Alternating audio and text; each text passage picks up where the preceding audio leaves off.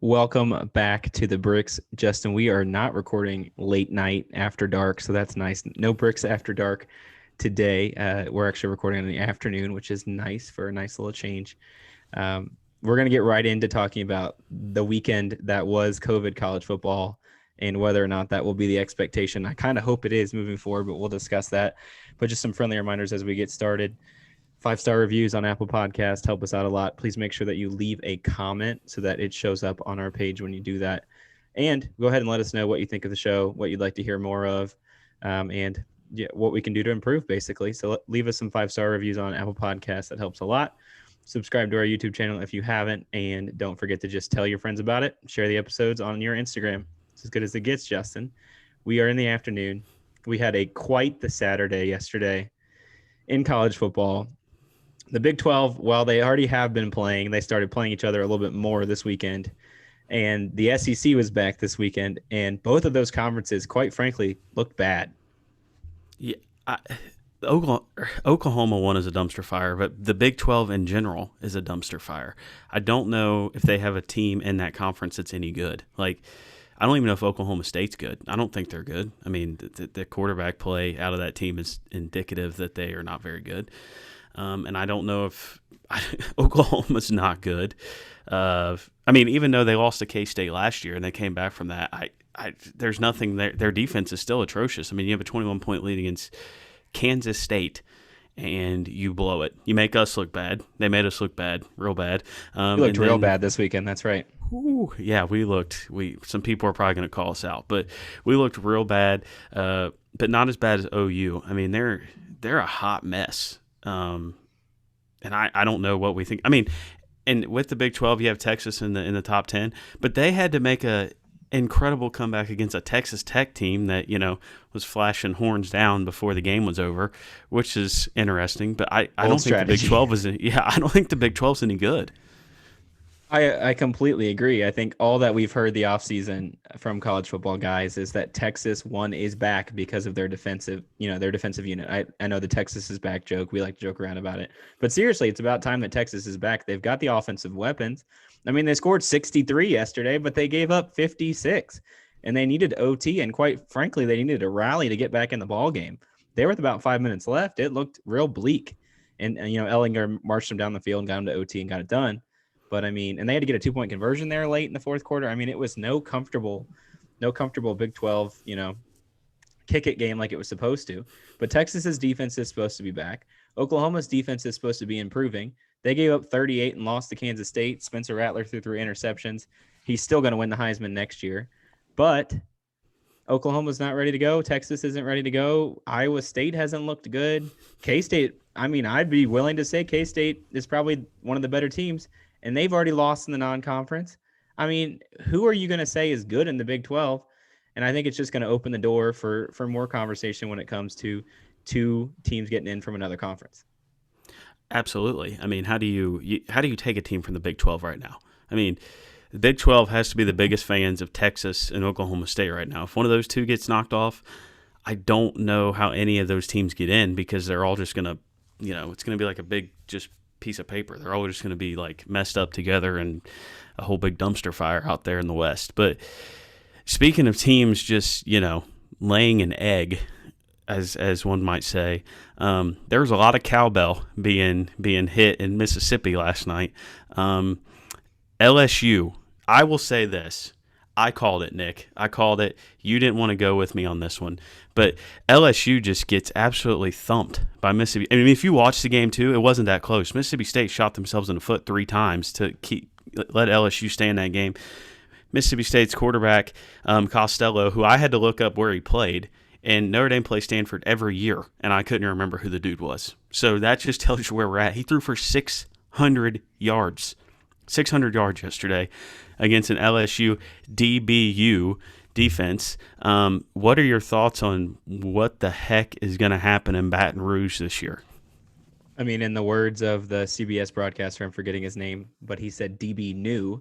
I think is the correct way to say that now. I mean, 630 yards from a transfer quarterback who came from an institution that is a fantastic academic institution.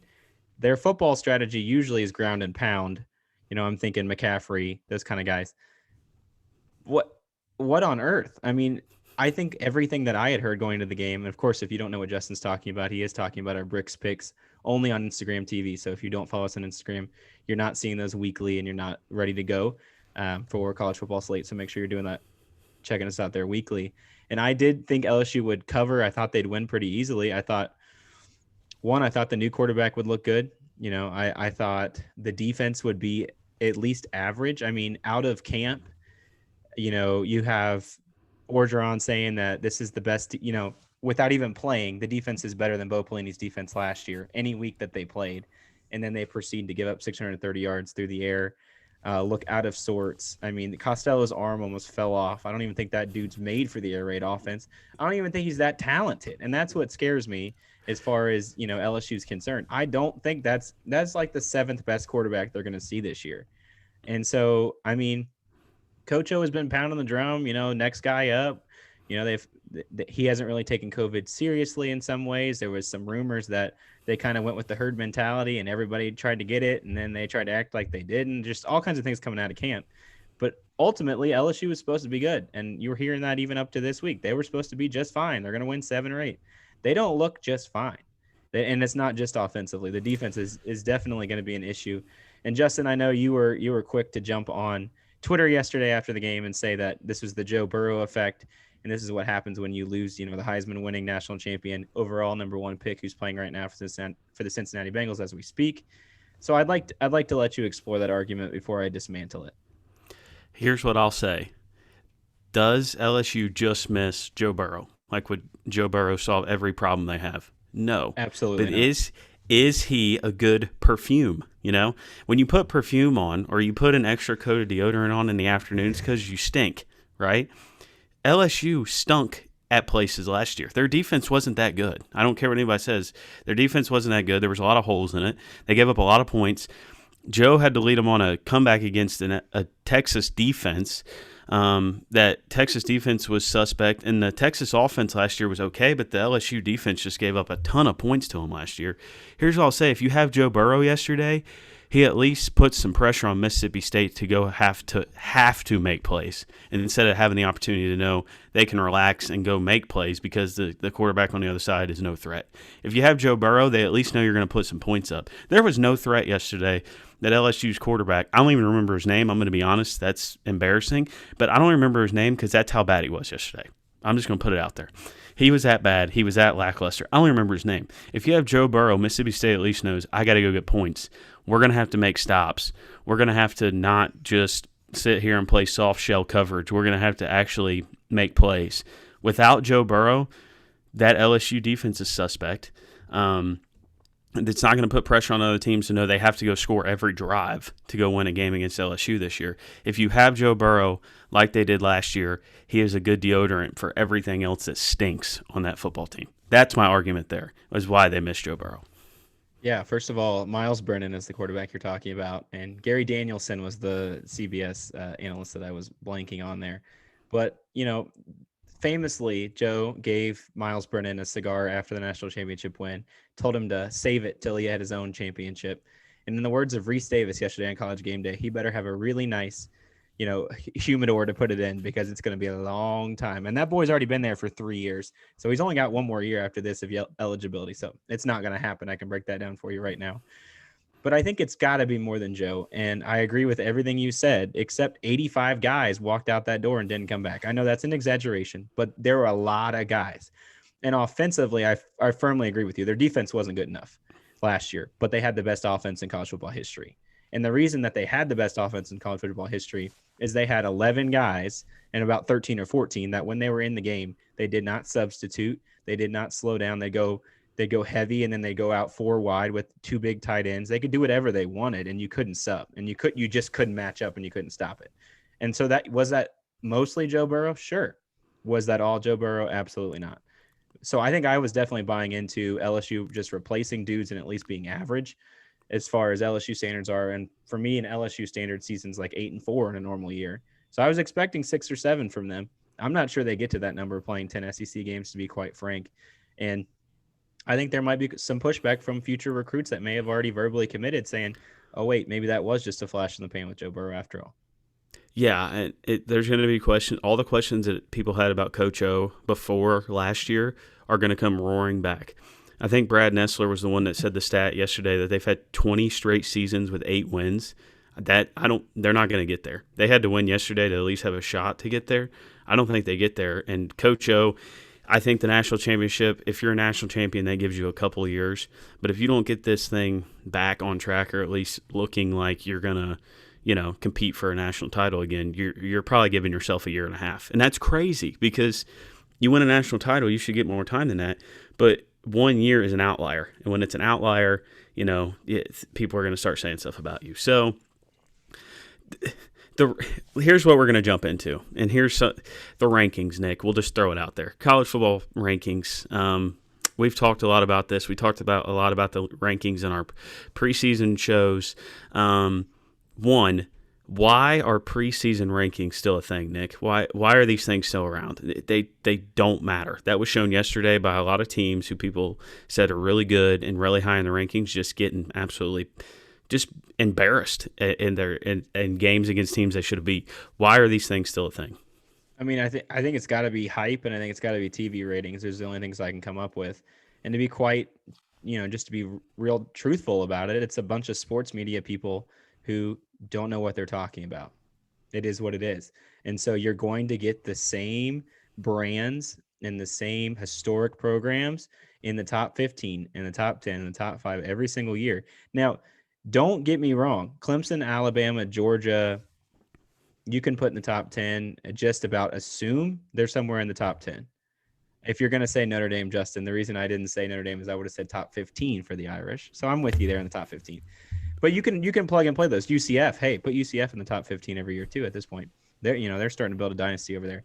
But what are we doing, especially in the year of 2020 and COVID, which the first AP poll with the Big Ten and now the Pac-12, who's back, by the way, if you didn't know that, Pac-12's back. They'll be back in November, so that's very interesting. The MAC will be back too. We'll get there. They weren't gonna. Pac-12 wasn't going to make the playoff anyway, so it doesn't matter. They had already eliminated themselves, so that's not a concern for anybody to worry about. But the first AP poll dropped this afternoon with both the Big Ten teams who still aren't playing for over a month and Pac-12 teams who don't matter. Let's be quite frank. And just the whole ranking things doesn't make sense to me. So first of all, preseason rankings need to go. They don't make sense. I mean, legitimately wait a month. That's all I'm asking. Wait a month after teams have played 4 or 5 games, even 3 games, then we can rank some teams and then we can decide. Because what happens, this is my ultimate argument, Justin. This is what I always get stuck on. You have to decide somebody's good or you can't make the rankings. So if Clemson is good because they return Trevor Lawrence and Travis Etienne and a couple of receivers on the outside, then that makes who they play also good. Now, you may not think that right off the bat. When you think about the idea of a quality loss, you see every year in the college football playoff rankings, a team or two benefit from losing a close game to a team that the committee has decided is a top 4 team. They legitimately might move up in the rankings. It might not happen right away after they lose, but in a couple weeks, they're moving up to the rankings because the team they lost to looks good. It's all relative. It's all based on one team is good.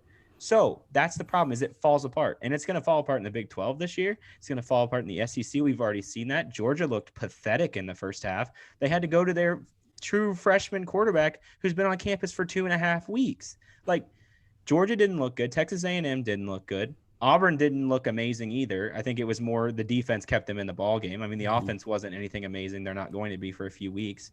I think that Auburn-Georgia game next week is probably going to be a little bit disappointing. There's going to be lack of good football. I think Florida's probably the only team that looked good offensively. Their defense didn't look good. Alabama, did what they were supposed to do. But it's all relative. You have to decide one team is good in order to decide anybody else is good. And so especially in the year of COVID and the year of 2020, why are we ranking teams that aren't playing for a month? That's just absolutely ridiculous. Yeah, and I'll take a team, for example, like Pitt, who is 3-0. They beat a ranked Louisville team yesterday. Sorry, Nick. They beat a ranked Louisville team yesterday, and I think they dropped in the rankings, didn't they? Were they higher than 24th yesterday? They were 21st before we added these teams, and now they've dropped 3 spots. So they win yesterday. They beat a ranked team, and they dropped to 24th. That is the craziest thing I've ever heard my entire lifetime. And they looked pretty decent, beating Louisville too. I And thought. you look at their defensive line is legit. They are the Yeah, second best defensive line in the conference, and they're only the second best because Clemson. It's just what it is. And even this year, they might be the number one defensive line in the ACC, and I mean that with all seriousness. But you look at again, we've added teams to the AP top 25. So now BYU's in front of them. BYU's good defensively. They don't play anybody. Michigan, I would take Pittsburgh over Michigan 18 out of 19 times right here, right now in the year of 2020. They would beat them that many times. They just would. It is what it is. Michigan's offensive line would get handled. Just like Louisville's did yesterday, Michigan's would get handled. And so, again, it's what are we doing here? UCF's not even in the top 10. Texas is in the top 10. Miami's 8, which I think is kind of funny. But rankings are stupid. Let's just say it. They're stupid.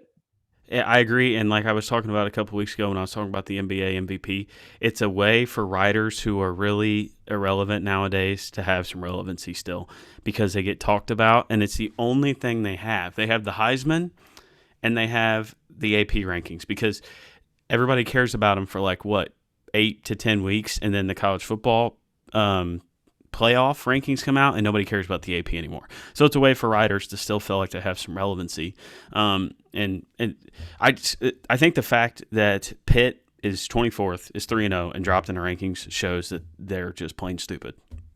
I mean, and we had voters a couple weeks ago voting for Boise State. Boise State is not playing football until recently the Mountain West is back. I mean, we are back to full go now. Every conference is now back into the action, which is really interesting.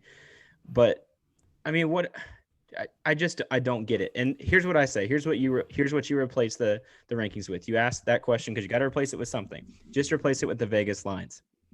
You can rank teams based on how they're favored by Vegas. And here's how you do it. Vegas can give you their model's number on if Clemson played Georgia next week on a neutral field, they'd have a number. I would say Clemson's probably favored by 9 or something like that, maybe a little bit less than that. Probably after last week, maybe more than a touchdown and a half.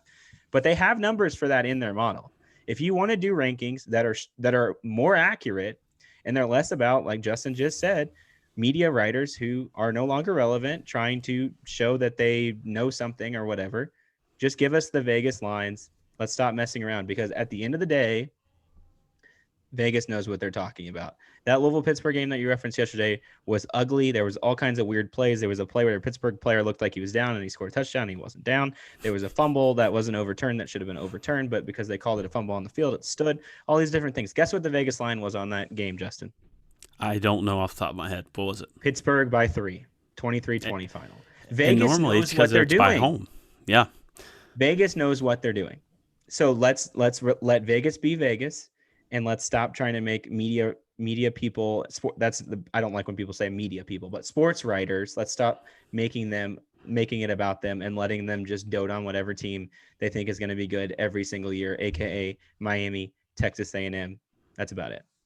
Yeah, and I mean, obviously Vegas is right, because if you watch Brooks Picks, we have tried to go against Vegas like 5 times the past couple weeks and have missed horribly. So they're right. I like that thought. I had never thought about letting Vegas decide who that is, but I think that's a pretty good thought. It's got to be better than the AP.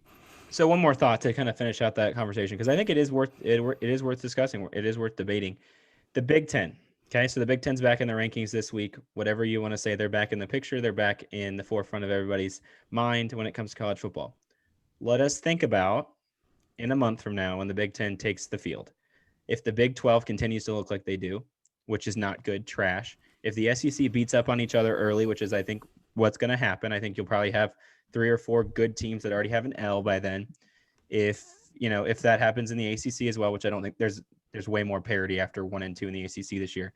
But if that happens in the ACC, all that to say, if any of that happens, does the Big Ten stand to benefit from the fact that they're not playing? They are ranked teams, and in the back of your mind, that you haven't seen that team look bad. Does the Big Ten benefit from not playing for a month? I think they do. I think they're going to be the ones that benefit from this whole thing, because they're going to get more practice time. They're going to get a better opportunity to get their kids acclimated to the game of football than we've seen the past 3 weeks from teams, because it's been ugly football. Let's just put it where it is. It hasn't been that good to watch. It's been good to watch because it's college football, but it's been ugly. But I definitely think the Big Ten, because if you have a 3-0 Buckeye team compared to like a 6-1, 5-2 SEC or one of those teams. I think the 3-0 Buckeye team looks better. I think the 3-0 Penn State team looks better. I think any of those Big Ten teams look better being undefeated, being 3-0 than you do at 5-2 or 6-1. I mean, I just think, and being the way the football's looked the past couple of weeks, I definitely think the Big Ten is at an advantage in the whole thing, most definitely. Yeah, let's not forget everything you just said is right on point. Let's not forget they've been practicing. They didn't stop practicing when the Big Ten stopped, and that was for me one of those things that was really questionable to me. I mean, there was a story about Coach Harbaugh knowing that the Big Ten had canceled, and while his team was at practice, and he didn't say anything, they just kept practicing like normal. They were still practicing, and again, if you give guys like Ryan Day and like quarterbacks like Justin Fields more time to prep, more time to watch film. Now they have a shortened amount of film they need to watch of the teams they're going to play. They can expand the playbook a little bit more if they want to. They can be more conditioned. I don't see a way that the Big Ten doesn't come out ahead unless, of course, Ohio State or Penn State just looks like garbage. And don't think that those Big Ten coaches aren't sitting at home every Saturday with every position coach watching a different team out of the SEC, out of the Big 12, out of the ACC, taking notes on every weakness, every strength, everything they can exploit when it comes to the college football playoff, because that's an advantage too. Those other SEC, ACC, Big 12 schools, when the Big 10 starts playing, they're going to be in the meat and potatoes of their schedule. They're not going to have time to sit and watch a Big 10 game, an Ohio State game. But Ohio State's going to have had that time to sit and watch them play those games. So I think that's even more, like, obviously they're going to get film, right? And like the 3 weeks that they have to prepare. But watching it and having those notes and already being a step ahead and not having to go back and watch weeks 1 through 5 or whatever, that's going to be an advantage too. And don't think it won't be, because those dudes are smart and they take advantage of everything given to them. Yeah, and I think just a final thought to wrap up this conversation. Ohio State was given the easiest schedule in the Big Ten. That was my prediction on our Big Ten preseason show. It is what happened. It's what the Big Ten had to do. It was their best chance at a playoff team, so they had to clear the path. And your only way that you're not saying that is, they play at Penn State week 2. Here's why they play at Penn State week 2. 2 things. One, short memory. So what happens with the committee a lot is if you lose a game early in your season, it now becomes a badge on your jersey. You've become better. You overcame adversity. You now look better. You've been beat, so now you're not going to lose again. That happens all the time. Go back and look year after year after year. Teams that lose early and lose well, as they like to say, get that good quality loss. All of a sudden at the end of the year, when you're comparing them to an undefeated Oklahoma team, and rightly so, they seem better in comparison. And number 2, if Ohio State has any COVID-19 problems with the Big Ten rules of having to be out 21 days, the likelihood of that happening is probably not till week 3 or week 4, in my opinion, just with the different things moving around and how things are going to work. So you play Ohio State, Penn State week 2, you get it out of the way, it's under your belt. So even if you get to the end of the season and it's a 5-1 Ohio State team or it's a 5-1 Penn State team, they already played the big game. We know their quality. They've already played against quality. I'm letting you know what the College Football Playoff Committee is going to do before they even do it. We will see Ohio State in the playoff, and there's no doubt about it to me. I absolutely agree with everything you just said. I think that's a great point, to be honest with you. I think there's nothing else I need to say to expound on that. So I think that was a great point. But Nick, we're going to get back into our normals here. It's been a while. College football has thrown us off our game here a little bit. But what is your GOAT of the week, Nick? All right, so we're kicking it completely different here, Justin. So Wendy's has long since had their spicy nuggets. They're not bad. They're not particularly good. A 4 for $4 still has a warm place in my heart because of college and the ability to walk uptown in OU and Athens and easily get lunch or dinner figured out with no work, no effort, right? But McDonald's has recently come out with their spicy McNuggets. Yesterday, I had a lovely interaction with a man on the intercom when I asked him if I could get a 4-piece spicy McNugget, and he said no, but you can get a 6-piece. And so I did. And you know what? The 6-piece was pretty darn good. The hot sauce, I will say, the Mighty Hot Sauce is a little bit warm, but you know what? This is what I've been looking for in the drive-through category. I've been looking for quality spicy nuggets. I've always thought that McDonald's has superior nuggets to Wendy's, not superior to other chicken places. Let's be very clear here. but I'm getting really animated. It just knocked my mic sideways. Sorry if that affected your ears there, folks. But spicy McNuggets are the new goat for me, Justin. You can get this. You can get 20 for just over $5. And currently, I believe you can get 40 for close to $10. So you know what I'll be doing for the future tailgating in the future games. Tailgating in 2020, meaning eating in front of my TV in my apartment. But you know what I mean. Spicy McNuggets all the way for me. Really good. Get out there. Not an ad, not a sponsor, but they should be. We should be sponsored by Spicy McNuggets. What about you, Justin? Who's your go to the week? Here's the thing. I'm mad at myself because I went to McDonald's yesterday too, and I was this close. For those of you just listening, it's like a little hair.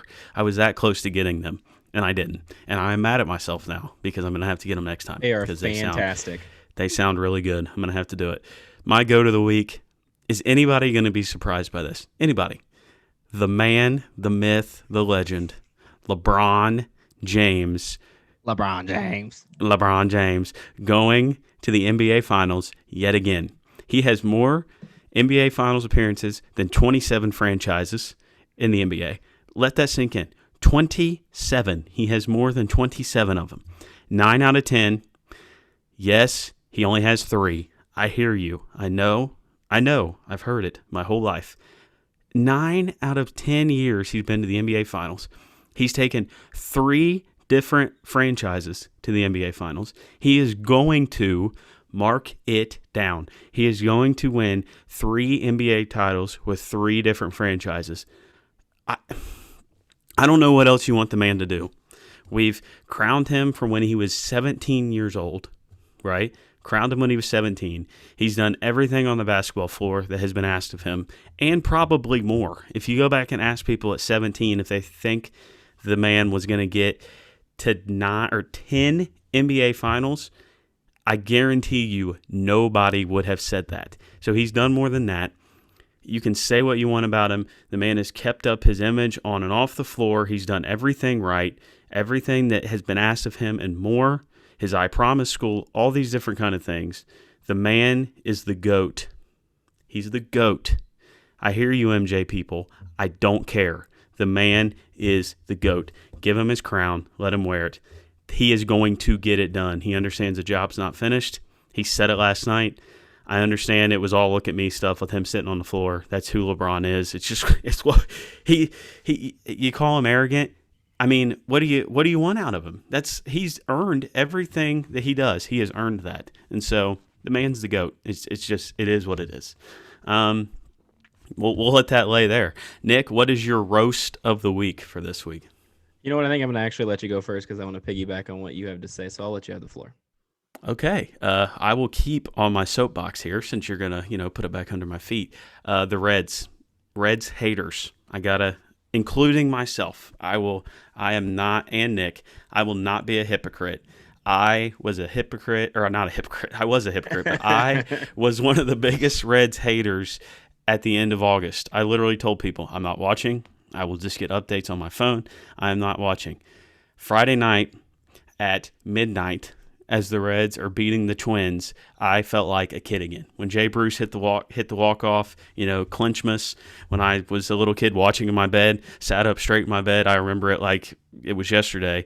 I had the same experience as a grown adult on Friday night, them clinching a playoff spot. It was awesome. I was a fan again. I was thinking not like a podcaster like I have been for forever since we started this thing, which is a totally different mindset. I was a fan. I was excited. And I have to rag on myself. I was wrong. I should have kept being a fan. They are still not that great offensively, but they do enough to get it done. And with the pitching rotation and the bullpen stepping up like they have, that's all you got to do. And watch out. This team is dangerous heading into the playoffs. Nobody wants to see them. I don't care what anybody says. They're dangerous with that 3-headed monster starting rotation and the way this team scores in bunches hitting home runs. So I have to roast on myself. I have to roast on Reds haters. They're going to the playoffs in 2020. Yeah, I'm going to go right in there with you. I was right there. I was the score update on my phone. That's how I'll follow their, tragic 2020 season with the chance of a lifetime with the roster and the guys and contract years and go down the list. And you know what? I was proved wrong. They got really hot. They started hitting the ball in play in spaces where there aren't guys, which is something they were not good at and actually historically poor at in a way that had never been seen before in the Major League Baseball, and how they hit the baseball.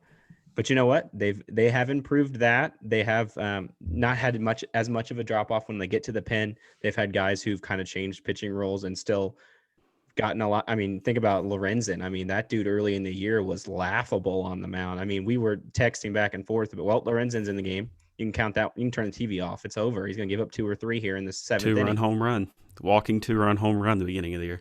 Guarantee. That's just what he was. But you know what? They improved, and you know what? My official roast, Justin, is whoever has to face that 3-headed monster. And the beauty of the playoffs, and the beauty, we talked about this all the way back before the season started.